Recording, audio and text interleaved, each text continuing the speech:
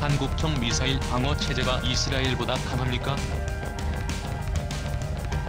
이스라엘이 미사일 방어 시스템 개발에 착수한 것은 이집트와 시리아로부터 미사일 공격을 받은 1973년 4차 중동전쟁 때부터입니다.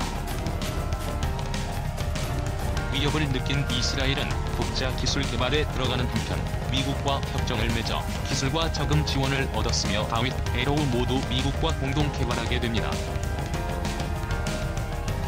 또한 이스라엘은 미국의 중동 지역 거점용 군사기지를 제공하였으며 일본, 폴란드, 카타르 등과 함께 미국의 사드 레이더도 배치했습니다.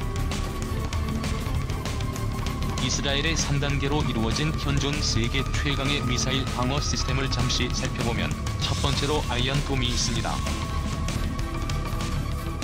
아이언돔은 이스라엘 영토 전체를 둥근 지붕 형태의 항공망으로 둘러싸는 적어도 미사일 방어 체계입니다.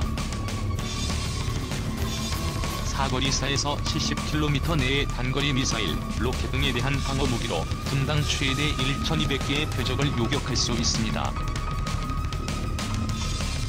탐지에서부터 격추까지 불과 15에서 25초밖에 걸리지 않으며 특히 2014년 여름 팔레스타인 무장정파 하마스와의 전투에서 4천여 발의 로켓과 박격포탄 90%를 요격하는 탁월한 성능을 입증했습니다.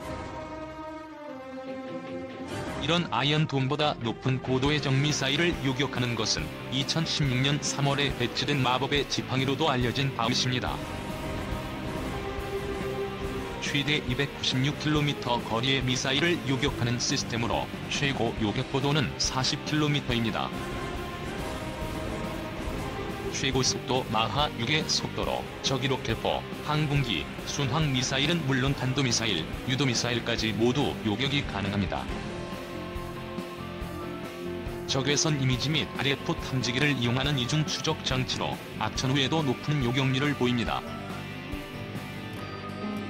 그리고 이스라엘 미사일 방어 끝판왕 에로우는 요격거리 120km 최고 요격고도 200km를 자랑합니다.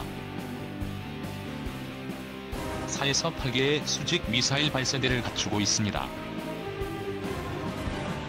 또한 2017년 3월 시라이 폭격을 마치고 비환 중이던 이스라엘 공군 F-15 전투기를 격추하려는 시리아군의 러시아제 SA-5 지대공 미사일을 요격하면서 세계를 놀라게 했습니다.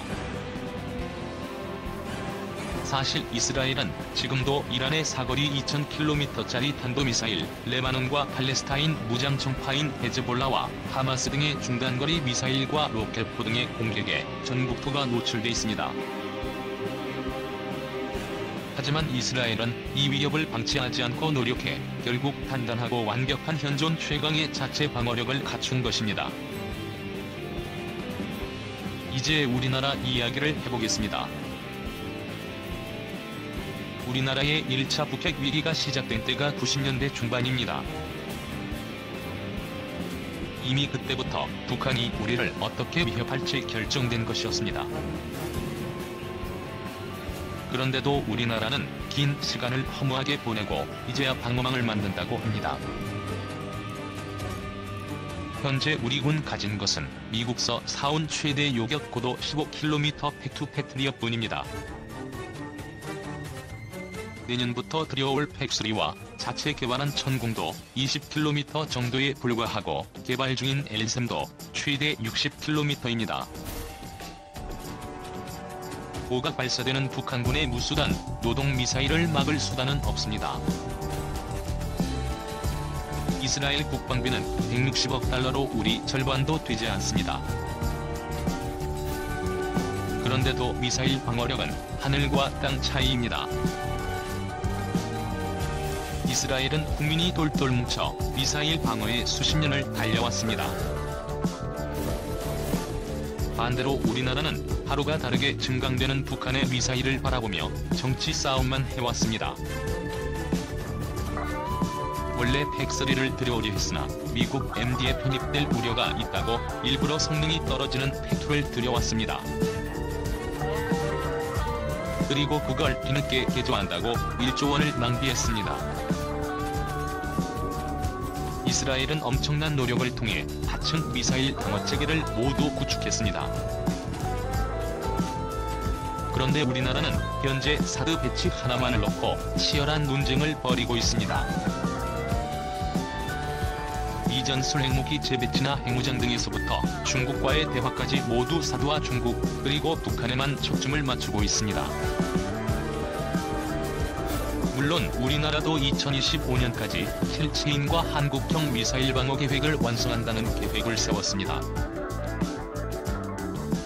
하지만 1600발에 달하는 북한 탄도미사일과 한반도를 노리고 있는 중국의 핵미사일 수비 격화를 막는 시스템을 갖추기 위해서는 더 많은 노력과 시간이 필요할 것으로 생각됩니다. 시청해주셔서 감사합니다. 포스팅이 도움되셨다면 구독하기를 꾹 눌러주세요.